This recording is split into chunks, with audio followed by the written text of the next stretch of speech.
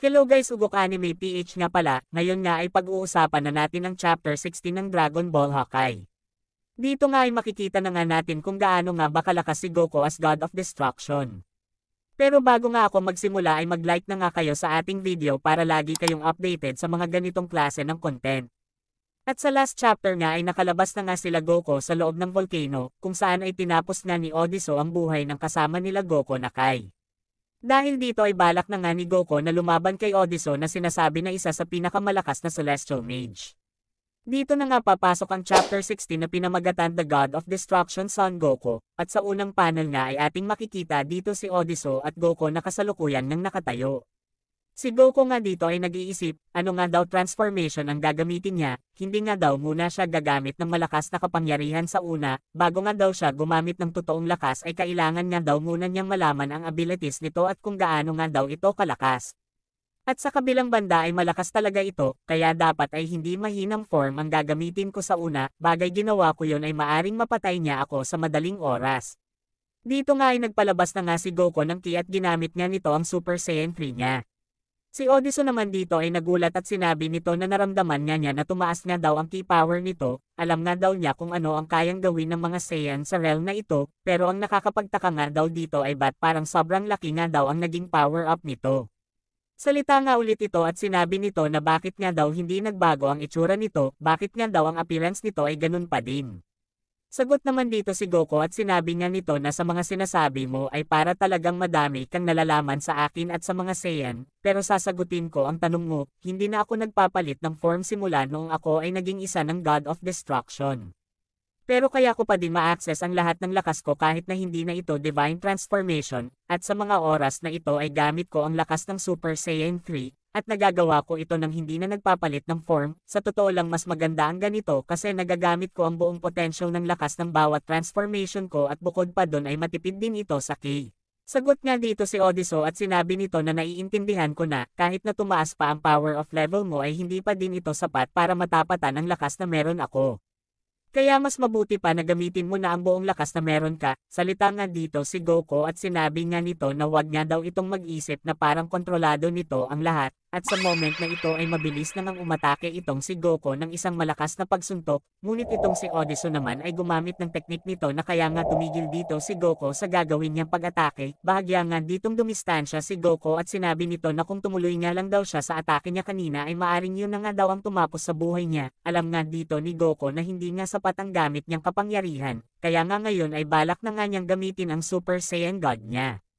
Pero ang gusto ngang makita ni Odiso na gamitin ni Goku ay ang Super Saiyan Blue nito. Salita nga dito si Goku at sinabi nito na noong naging God of Destruction nga siya ay may natutunan nga daw siyang transformation. Dito nga ay mabilis nang ginamit ni Goku ang Super Saiyan Rose niya. Napansin nga dito ni Odiso ang lakas ng transformation na ito.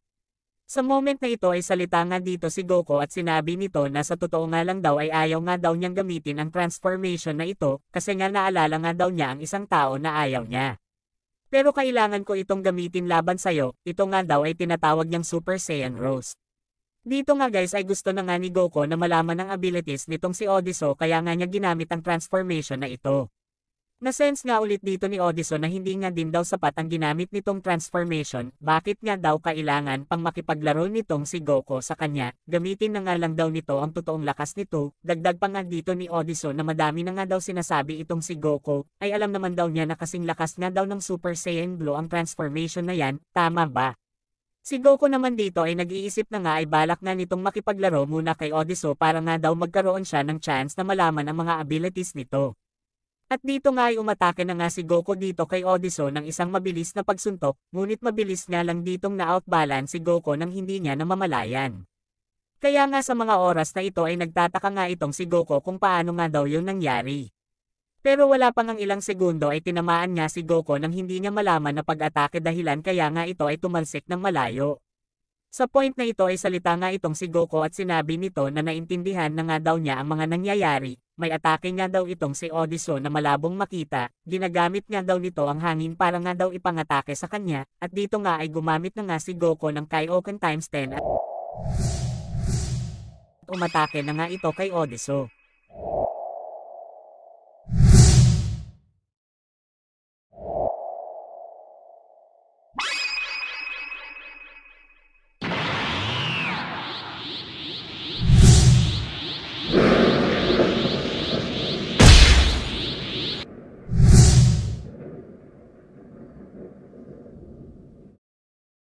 After nang tumalsik dito ni Goku ay salita nga dito si Odiso at sinabi nga nito na ngayon nga daw ay naiintindihan na nitong si Goku na wala nga daw magagawa ang mga ganyang bagay para matalo siya. Siya nga daw ay isang malakas na god kaya mas mabuti nga daw na gamitin na nito ang totoong lakas nito.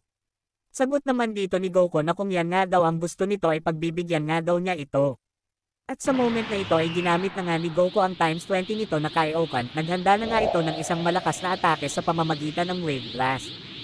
Dahil nga sa ginawa ni Goku na pag-power up ay naunawaan na nga ni Odiso ang ginagamit nitong teknik, bagay nga daw tumataas ang times ng Kaioken nito ay mas lalo nga daw itong lumalakas.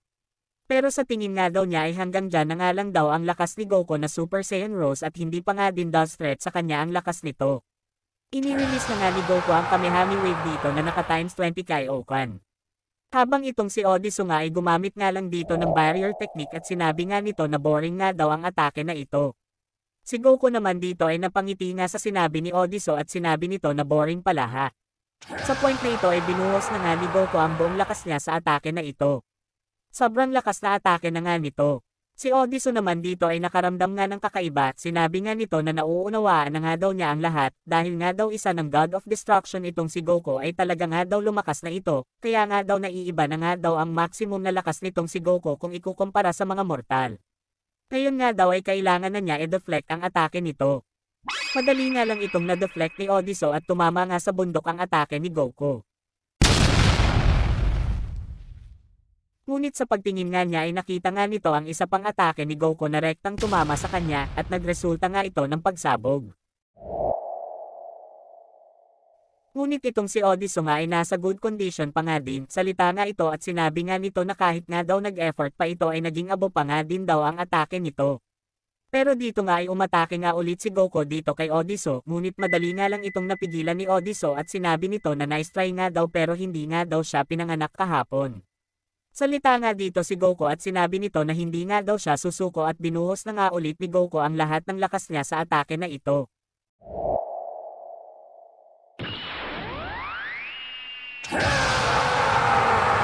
Habang ang barrier technique nga dito ni Odiso ay nagkaroon na nga ng crack. Pero agad nga niyang ginamitan si Goku ng technique. Salita nga dito si Odiso at sinabi nito na ang technique na nga daw na ginamit niya ay hindi nga daw sapat para mapatay itong si Goku, kaya sa huling pagkakataon nga daw ay gamitin na nga nito ang lakas nito. At agad na ngang pinasabog ni Odiso ang technique nito na nakabalot dito kay Goku na talagang nagpahirap nga sa ating bida. Sa moment na nga na ito ay dahan-dahan na ngang natamba itong si Goku. At sinabi nga nito na sobrang lakas nga daw ng god na ito. Salita nga dito si Goku at sinabi nito na ayaw nga daw niyang gamitin ang totoong lakas niya kasi nga daw hindi pa daw niya nalalaman ang totoong mga abilities nito, pero kung ipapagpatuloy nga daw niya ang paggamit ng ganitong klase ng lakas ay maaari nga daw siyang matapos nito gamit lamang ang malalakas na basic attacks nito. Sa moment na ito ay salita nga dito si Odiso at sinabi nito na alam ko ang way mo ng pakikipaglaban at talagang nakakatuwa ito, alam ko na napakadami mong experience sa pakikipaglaban gamit ang combat. Pero kulang pa rin ang lahat ng yan, wala kang chance na manalo sa akin bagay lalaban ka gamit ang kapangyarihan ng isang mortal. Lumaban ka bilang isang God of Destruction. Sa point na ito ay salita nga dito si Goku at sinabi nito na lumaban baka mo bilang isang God of Destruction. Bagay yan ang gusto mo, bakit hindi? At dito nga ay nagpalabas na nga si Goku ng sobrang lakas na ki at ginamit na nga nito ang totoong lakas ng isang God of Destruction. Atin ngang makikita dito ang lakas na ipinalabas ni Goku at handa na nga nitong gamitin ang totoong lakas niya bilang God of Destruction. Dito na nga natapos ang chapter na ito. Like and share guys, para sa mga ganitong klase ng content.